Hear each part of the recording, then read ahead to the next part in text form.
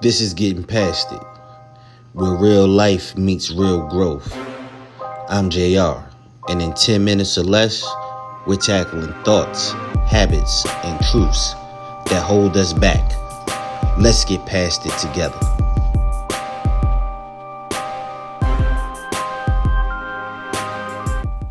What's going on, ladies and gentlemen? It's your boy JR, host of Getting Past It, the podcast. We are back for another episode. I have handcuffed my son to the table. He is with me for another episode. We back to it. I'm stuck. I hope y'all having a great day out there. This episode is going to be a little deep. We're going to talk about some personal things, and we're going to talk about overcoming the obstacles that life throws at you. So let me set the stage. If you watched earlier episodes, there was an episode where I talked about my son being in the hospital after having a seizure. But the precursor to that and what happened beforehand was a bout that he had with bacterial meningitis that spread to the right frontal lobe of his brain. A scary experience for a parent, and even scarier experience for the person going through it. And so all of this took place last year when he was a senior in high school. He ended up being out of high school from about October to January in the hospital. Luckily, we got him there when we did because it was getting worse. And once we got him admitted to the hospital, they did the brain MRI and all of those things. They were shocked that he had bacterial meningitis because for the length of time that he had it, most people don't survive.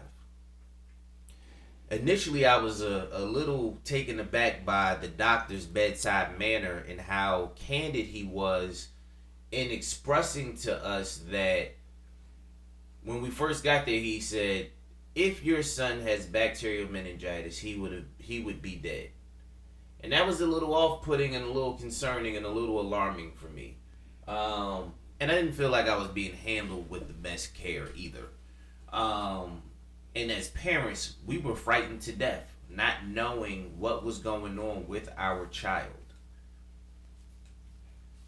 And so we're going to talk about that a little bit. And this is going to be a series, so we're not going to go through all of the full story, but we're going to get into it just a little. So I can remember back, October 1st when you first started having, some symptoms and things last year. And at first we took you to the doctor. They thought it was just mono. They gave you some medicine. But then you started having headaches. And those headaches wouldn't go away. We kept taking you to the ER. Couldn't even sleep in my room. Like it was bad. And so, talk to me about. Let's just cut through it. Talk to me about like what it felt like in the moment when you were going through that experience.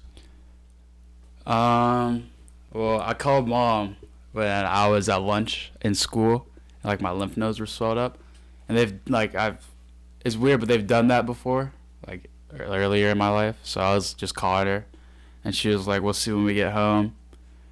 And then I started staying home because I was sick, and it progressively got worse to a point where every time I went in my room, I felt like I couldn't breathe. Should have known something was off there, but I didn't want to like overreact. So I started like sleeping in the guest room and stuff, and then I got out the shower. Remember, I was shaking. We finally got to the hospital. And then after me being wheelchaired from the bath, I remember y'all wheelchairing me from the bathroom past like the desk. And then I don't remember anything until I woke up. Which is crazy. When you woke up, what did you feel like? I'd probably say anxious. I didn't know what was happening or where I was. I don't even remember. I don't remember where I was when I woke up. I know I was in a hospital. I don't know who was around me. I just remember hearing beeping, and that was really it. So you were anxious, and so I remember we got you to the hospital. They did the brain MRI. Once they realized there was fluid in your right frontal lobe, at first they wanted to have the ENT, the ear, nose, and throat doctor, go in through your nose to flush out all of your sinuses with hopes that it would allow the fluid in your right frontal lobe to drain. But then when they did the next MRI, there was more fluid, so they had to act immediately, and they took you into surgery to help relieve the pressure on your brain. Um, and that was crazy. And so when you came back, you had 66 staples that went from almost the top of one ear all the way across your head to the other side. And I just remember you, like, I don't know if I want to call it angry. Me? Yeah. Was it when my emotions were messed up or what? Yeah. I mean, it was more like, why is this happening to me? Yeah. I I wasn't like I don't think I was fully in control of my emotions when I was like mad at everyone. Cause after I got like after I fully realized everything, I felt like I was pretty calm. But in that moment, it was why this happened to me? You never think something like you'll think about, oh, that's crazy that happened to someone. It'll never happen to me, and then it happens to you, and it's like, damn. Yeah. I mean, it was tough because, like you said, even as a parent, we never think it'll be our child. Um, and then when it does happen, you're just stuck in this whirlwind of trying to figure out what the next steps are, and where do you go from here. And so once they did the surgery and all of that, I remember your leg Shaking. nonstop. Talk to me about that. That was probably the second most frustrating thing about it, cause it hurt so bad, and I could not do anything about it. It would not stop. My muscles felt like they were tearing. I couldn't stop it. I just had to sit there and like breathe and focus on trying to forget about the pain. So I'd probably just end up talking to one of y'all or sleeping, trying to sleep. It was very You were frustrating. not a happy camper going Nah. to sleep either. And for those who are like, what do you mean leg shaking? So after the surgery and all of those things were done, and mind you, there's a space in between there where they did the surgery, he came back, and they had him sedated because, and they had him on propofol.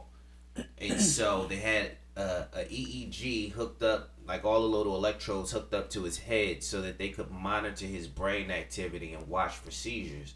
Now, my son has never had a seizure in his life until he went into the hospital at this point. And we didn't find out until we were damn near discharged that while he was in surgery and going through those things, he had about 18 of them.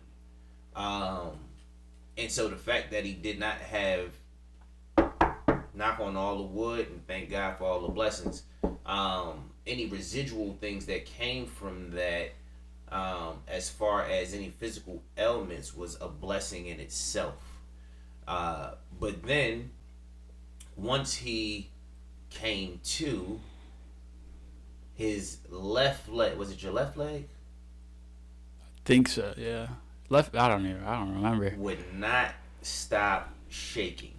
Like, no control over it whatsoever from the time he was up. It's called a tremor, right? Yeah, like it just would not. And because it was shaking and twitching so much and the muscles were just firing, it would get painful. And the doctors were trying everything they could to try to figure out what it was, because it wasn't registering as any type of seizure, and they couldn't pinpoint the issue. So they tried a bunch of stuff. They tried giving you beta blockers because they had seen that work in the past. We went and we got warm, we got heating blankets and all of those types of things. And it wasn't until they tried gabapentin that Stop. it started to slow down and eventually stop. Now, there was also a significant point in time where you didn't have any control over your foot. That was the most frustrating part of the whole thing. When I lost control of my leg, like I couldn't move it. It was so annoying. So talk to me about that. It was my left leg. Cause my toe. I could tell already. I still have to think about my toe moving. Right when the shaking stopped, I started having like physical therapy, and I couldn't move. Well, at first I couldn't move this whole part, and then my arm, like before, I think, like the first few days of physical therapy, my arm came back, so that was fine. But my leg wasn't coming back. I got my thigh to start moving a little bit, and then after like a few weeks, we got all the way down.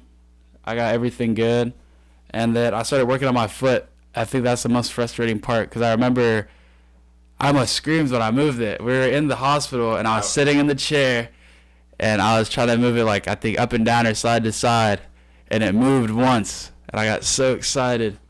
But like before that, when I couldn't move it, it was just frustrating because it's like I don't know if it's gonna come back or not, and I was kind of scared. Yeah, it was definitely scary because I can remember like you putting your foot on the floor and the nurse is telling you to do certain things, and they all was like super positive because they were like, "Oh, it'll be fine. It's gonna come back." But us as parents were like, "It's not working, right?" Like and we were trying to lean into, we were leaning into our faith and our belief. Luckily, we had, my mother there, my wife's mother there, praying and keeping us in the right headspace. But one of the things that the doctor said was, the foot is the furthest thing from the brain, so it's going to take the longest to reconnect.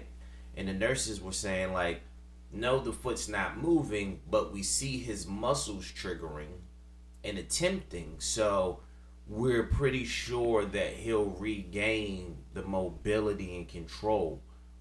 But in the moment, when nothing's happening, it's like, what is this and what's going on? I can remember like when they would try to, it was like they would have you trying to doing things with your right foot and trying to have you mimic that with your left, but the left wasn't moving and you would just get so angry. Yeah. I used to just sit there for hours myself, even after physical therapy, just trying to move it. And then, was it the heel that you moved first? I think it was. Yeah, I moved it like up, I think. Like, I want to say we were in physical therapy. Was it in physical therapy or was it in a hospital? When I first moved my heel? Yeah. Hospital. I was in that chair that y'all would make me sit in with the boot. That's right. And he was sitting there, and I think me and your mother at the same time both were like, "Hey, you just moved your heel." He was like, "Huh?" I was like, "You moved it." And he looked, and he did it again, but it was slight.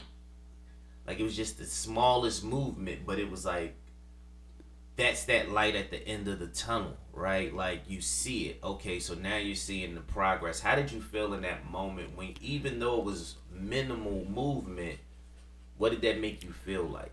Ecstatic. I was like, oh, my foot's coming back. I'm about to be unstoppable again. I was just really happy that I could move my foot at all, to be honest.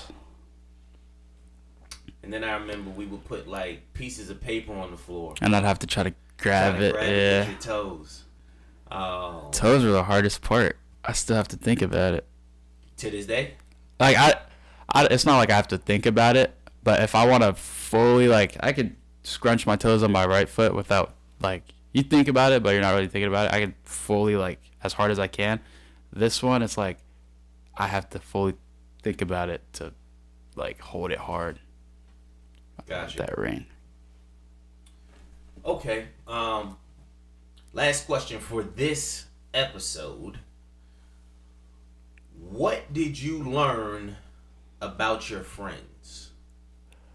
That was probably the best. Probably the best part was y'all being there for me and realizing like I actually have really great friends. Cause they would, Carter would come and visit me, and he was very emotional. And then all of them would text me asking how I was every day, and just made me really happy. Like I found like a really good friend group that I can rely on. Yeah, that's the one thing that, I mean, me and your mother always knew you had really solid people around you, but when you went through this, the way your friends showed up, being high school kids, and give me a minute, because now my eyes about to water. But when you went through this, watching how they all, like, I mean, they were reaching out to us on a regular basis. Their parents were reaching out to us. I remember Carter coming up to the hospital and making his girlfriend at the time sit in the car for over an hour. Everybody wanting to come see you. They took it amongst themselves to put a basket together for you of the things that they know you like.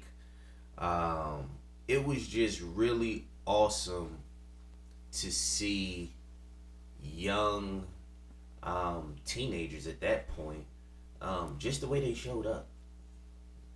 And so for all of y'all that watch the podcast that were there, we are forever grateful and we appreciate you. Love you guys. But with that being said, I hope y'all took something from this episode.